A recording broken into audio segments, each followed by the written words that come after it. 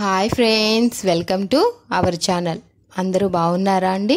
ఈరోజు మన రెసిపీ చాలా హెల్దీ అండ్ టేస్టీ కోవా కజ్జికాయలు. కోవా అంటే ఎవరికి ఇష్టం ఉండదు? అందరికీ ఇష్టమే కదా. పిల్లలు కూడా చాలా ఇష్టంగా తింటారు. అంతేకాకుండా చాలా హెల్దీ స్వీట్ రెసిపీ. ఇది ఎలా చేయాలో మనం చూసేద్దామా? మరి ఇప్పుడు ముందుగా మనం స్టవ్ మీద ఒక గిన్నె పెట్టుకొని దాంట్లో 1 కప్పు కొబ్బరి తురుము వేసుకోవాలి. ఇది అరచెక్క కొబ్బరికాయ తురుముకున్న తర్వాత మనకి 1 కప్పు కొబ్బరి తురుము అయ్యింది. తర్వాత 1 అరకప్పు షుగర్ వేసుకోవాలి. వేసుకున్న తర్వాత మనం బాగా కలుపుకుంటూ ఉడికించుకోవాలి. షుగర్ మొత్తం కరిగిపోవాలి. తర్వాత మనకి కొబ్బరి కూడా కొంచెం ఉడుకుతుంది. ఈ ప్రాసెస్కి మనకి ఒక 5 నిమిషాలు పడుతుందండి. షుగర్ మీకు కరగట్లేదు, షుగర్గా ఉండింది అనిపిస్తే ఒక 2 స్పూన్ల వాటర్ వేసుకుని కూడా మీరు కలుపుకుంటూ ఉండండి. చూస్తున్నారు కదా, ఈ విధంగా మనకి షుగర్ అంతా కరిగిపోయింది. కొబ్బరి కూడా ఉడుకుతుంది. మనకి ఉడికింది లేదు అని తెలుసుకోవడం కోసం చూసారు కదా, ఈ విధంగా మనం కొబ్బరి మిశ్రమాన్ని పక్కకి జరుపుతుంటే గిన్నెకి ఎక్కడా కూడా మనకి అంటుకోవట్లేదు కదా. ఇలా అయ్యింది అంటే మనకి కొబ్బరి మిశ్రమం అనేది రెడీ అయిపోయింది. దీన్ని పక్కన పెట్టుకుని మనం చల్లారబెట్టుకుందాం. తర్వాత మనం కోవా చేసుకోవడానికి ఒక గిన్నెలో 1 లీటర్ పాలు పోసాను. 1 లీటర్ పాలు పోసుకున్న తర్వాత మనం దాన్ని బాగా మరిగించుకోవాలి. ఒక పొంగు వచ్చిన తర్వాత మనం తొక్క కట్టకుండా తిప్పుకుంటూ గరిటె పెట్టి మరిగించుకుంటూ ఉండాలి. చూస్తున్నారు కదా, ఈ విధంగా మనకి పాలు అనేది కొంచెంగా చిక్కబడుతూ వస్తాయి. ఇప్పుడు మనం 1 టేబుల్ స్పూను షుగర్ వేసుకున్నాము. షుగర్ వేసుకుని షుగర్ కలిసేలాగా బాగా తిప్పుకోవాలి. మనం ఈ పాలని ఎక్కువగా తిప్పుకుంటూ ఉండాలండి. అడుగంటనివ్వకూడదు, మీగడ కట్టనివ్వకూడదు.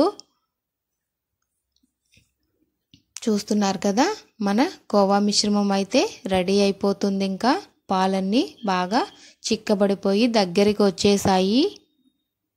ఈ విధంగా మనం ఈ స్టేజ్లో అయితే మనం అస్సలు ఆపకుండా కలుపుకుంటూనే ఉండాలి. కలపడం ఆపాము అంటే మనకి అడుగంటిపోతుంది. పక్కన మీగడ కూడా ఏమీ కట్టకుండా జాగ్రత్తగా గిన్నె అంచుల నుంచి కూడా మనం నీట్గా తీసేసుకుంటూ చూపిస్తున్న విధంగా చూసారు కదా, ఈ విధంగా మనకి కోవా అనేది ఇంకా రెడీ అయిపోతుందండి. చాలా దగ్గరికి వచ్చేసింది కదా. మీకు ఏంటంటే కోవా చేసుకోవడానికి టైం ఎక్కువ లేదు అనుకుంటే కొంచెం పాల పొడి కూడా మీరు ఉడుకుతున్న పాలల్లో వేసుకుంటే తొందరగా చిక్కబడిపోతుందండి. చూస్తున్నారు కదా, ఈ విధంగా మనకి కోవా అనేది రెడీ అయిపోయింది. ఈ విధంగా ఉడికించుకోవాలండి. ఇంకొంచెం ఎక్కువ ఉడికినా కూడా మనకి చల్లారిన తర్వాత పొడిగా అయిపోతుంది కోవా. ఇప్పుడు మనం ఒక ప్లేటుకి నెయ్యి రాసుకుని కోవా మిశ్రమాన్ని ఆ ప్లేట్లోకి తీసేసుకొని 1 స్పూన్తో స్మాష్ చేసుకోవాలి. ఇలా చేయడం వల్ల కోవా అనేది చాలా స్మూత్గా అవుతుంది. ఎక్కడ ఉండలు లేకుండా స్మూత్గా అవుతుంది. తర్వాత మనం ముందుగా చేసి పెట్టుకున్న కొబ్బరి మిశ్రమాన్ని ఒక చేతికి నెయ్యి రాసుకుని చిన్న బాల్స్ లాగా చేసి పెట్టుకోవాలి. ఈలోపు మనకి కోవా కూడా చల్లారిపోతుంది. చూస్తున్నారు కదా, ఈ విధంగా మనం చిన్నగా చేసుకోండి. మరి పెద్దగా చేసినా కూడా బాగుండదు. చిన్న బాల్స్ లాగా చేసుకుని మొత్తం అన్నీ కూడా మనం అదే విధంగా చేసి పెట్టేసుకుందాము. ఆ తర్వాత మనం కోవా కజ్జికాయలు అనేది ప్రిపేర్ చేసేసుకుందాము.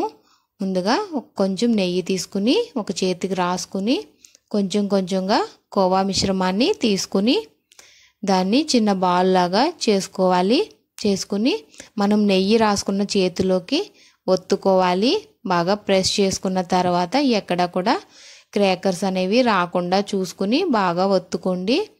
ఆ తర్వాత మనం ముందుగా ప్రిపేర్ చేసి పెట్టుకున్న కొబ్బరి మిశ్రమాన్ని అందులో స్టఫ్ చేసుకుని బాగా కవర్ చేసుకోవాలి. కొబ్బరి మిశ్రమం ఎక్కడ కనపడకుండా మనం మంచిగా స్టఫ్ చేసుకోవాలి. చూస్తున్నారు కదా, ఈ విధంగా మనం స్టఫ్ చేసుకుని మళ్ళీ దాన్ని రౌండ్గా బాల్ లాగా వచ్చేలాగా మనం చుట్టేసుకోవడమే. అంతేనండి, అన్నీ కూడా మనం ఇదే విధంగా రెడీ చేసి పెట్టేసుకోవడమే.